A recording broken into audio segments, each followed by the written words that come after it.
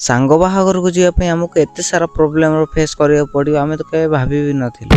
नमस्कार साहब मैंने मु मंगल आपण मानक स्वागत करछि मोर आ गोटे मिनी ब्लॉग। तो यार पूर्व वीडियो रे आपण मानक कहिथिले कि मो सांग बाहागर को जीवा ओ हम सांग पाए भी किछ गिफ्ट आनिथि। तो मु आज सकाळ सकाळ लागि पड़िले से गिफ्ट गुरा को पैकिंग करिवारे। आ पैकिंग सइला पर हम सब जिंस पत्र को नै बाहरी गलु जीवा पई। आ माटो भी हीरो एंट्री कला बळी ता बाइक को बाहर करि पकई। तापरे हम दिन 11टा रे हुदुदिया खरा चाललु ढेंकानाळ रु केंद्रापड़ा। सॉरी केंद्रापड़ा रु ढेंकानाळ। आ जीवार अधा बाट रे ही खरा रे हम हालत पूरा खराब हे गला। तथापि हम खरा को खातिर न करी चालू एही जंगल एवं सुंदर नदी सब पार करी आमे पहुंची गलु भुवन रे। आ जेहेतु आमे एते दूर रु खरा रे आस्तलु तो हमको भोक भी प्रबल जोर लागि। तो आमे एठिकारे थिबा ढाबा को जाई प्रथमे खाइबा ऑर्डर देलु। आ खाइ सारी किछि समय रेस्ट कला परे आमे पुणी बाहरी गलु हम दीदी घर को। आ दीदी घरे पहुंची प्रथमे गोड़ हाथ धोई ठंडा फंडा पी किछि समय रेस्ट कलु। आ हम भणजा माने हमको देई केते खुशी होचंदी देखो। एहा पर कोन हेला आपण मानको यार परवर्ती वीडियो रे देखैबी।